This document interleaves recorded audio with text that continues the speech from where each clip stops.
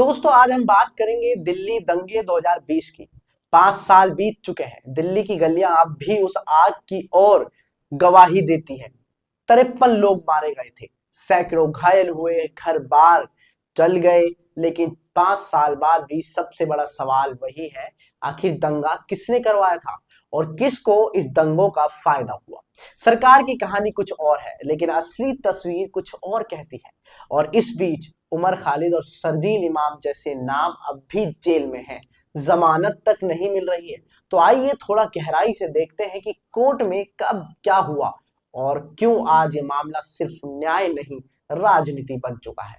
सरकार कहती है ये साजिश थी, और ये साजिश करने वाले वही लोग थे जो सीएए एनआरसी के खिलाफ आवाज उठा रहे थे, यानी छात्र, एक्टिविस्ट और सरकार से सवाल पूछने वाले लोग। लेकिन सवाल, क्या सच में दंगा करने वाले यही लोग थे? क्योंकि जिन नेताओं ने खुलेआम नारे लगाए, गोलियां मारो, वो आज भी विधानसभा और संसद में आराम से बैठे हैं। जिन पुलिस वालों की भूमिका पर सवाल उठे, वो अब ड्यूटी पर तैनात है रहे हैं। और जिन लोगों ने सोशल मीडिया पर हिंसा भड़काई, उनका क्या हुआ? सरकार की नजर में बस वही दोषी है जो सत्ता की आलोचना करते हैं। मतलब सरकार के हिसाब से अगर आप विरोध करते हैं तो आप देशद्रोही हैं, और अगर आप सत्ता की जय जयकार करते हैं तो आप देशभक्त हैं। जैसा कि आप आजकल देख रहे हैं, कितना आसान फॉर्मूला बन गया है ना दोस्तों। अब जरा अदालत की तरफ चलते हैं। कानून क्या कहता है?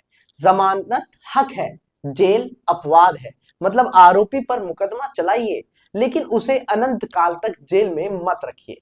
लेकिन उमर और शर्जील के केस में ये नियम उल्टा क्यों हो रहा है? 5 साल बीत गए हैं, ट्रायल पूरा नहीं हुआ है, सबूत पूरे नहीं है, गवाहों की सुनवाई अधूरी है, लेकिन बेल वो तो मिलनी ही नहीं है। कई बार कोर्ट बार बार कहता है मामला गंभीर है। अरे भाई, गंभीर है तो हर दंगा होता है, गंभीर तो हर दंगा होता है, गंभीर तो हर जान माल का नुकसान होता है। तो फिर बेल के नाम पर सरकार की कहानी को ही अंतिम सत्य क्यों मान रही है अदालत? क्या कोर्ट भी सत्ता के दबाव में है, या फिर अदालतें अब सत्ता की थ्योरी पर ही चलेंगी? सोचिए, करोड़ों घोटालेबाज महीनों में जमानत ले लेते हैं, लेकिन सरकार के आलोचकों को सालों साल जेल में सड़ना पड़ता है। इसे आप न्याय कहेंगे या फिर राजनीति?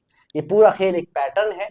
पहले विरोध की आवाज को एंटी नेशनल घोषित कर देना, फिर पुलिस से केस बनवाओ, फिर अदालत से जमानत ना मिलने दो, और फिर मीडिया से दिन रात वही नैरेटिव चलवाओ कि ये लोग देश के गुनहगार हैं। भाई, ये लोकतंत्र है या तानाशाही का नया वर्जन? एक तरफ बुलडोजर है जो 24 घंटे में चल जाता है, दूसरी तरफ अदालत है जो 5 साल से भी इंसाफ नहीं दे पाता है। जनता पूछ रही है, अगर ट्रायल पूरा नहीं हुआ, अगर ट्रायल पूरा करना नहीं है, तो सालों साल जेल में रखना किस कानून का हिस्सा बन गया है? सरकार कहती है कि देश सुरक्षित हाथों में है, लेकिन सच्चाई यह है कि असली खतरा सरकार से सवाल पूछने वालों के लिए है, क्योंकि जो सवाल पूछेगा वही तो जेल जाएगा। दिल्ली का दंगा सिर्फ एक हिंसा नहीं था, वह लोकतंत्र की परीक्षा था। और इस परीक्षा में सरकार भी फेल हुई और न्यायपालिका भी फेल हुई। आज सबसे बड़ा सवाल यही है कि क्या लोकतंत्र में विरोध करना अब सबसे बड़ा अपराध बन गया है? क्या अदालतें भी अब सरकार की नजर से सच देखेंगी? और अगर ऐसा है तो फिर संविधान की किताब सिर्फ लाइब्रेरी में रखने लायक ही बची है, जमीनी हकीकत में कुछ नहीं। शर्जील इमाम और उमर खालिद सहित तमाम वो एक्टिविस्ट, वो स्टूडेंट्स जिनको अब तक जमानत नहीं मिली है, आखिर बिना ट्रायल के, बिना सबूतों के, बिना सुनवाई के अब तक उन्हें बेल क्यों नहीं दी गई है? ये सवाल सरकार से भी है, और ये सवाल हमारी न्यायपालिका की स्थिति से भी है। दोस्तों, आपके इन पूरे मामले पर क्या है ख्याल? हमें कमेंट में अपनी राय जरूर दें।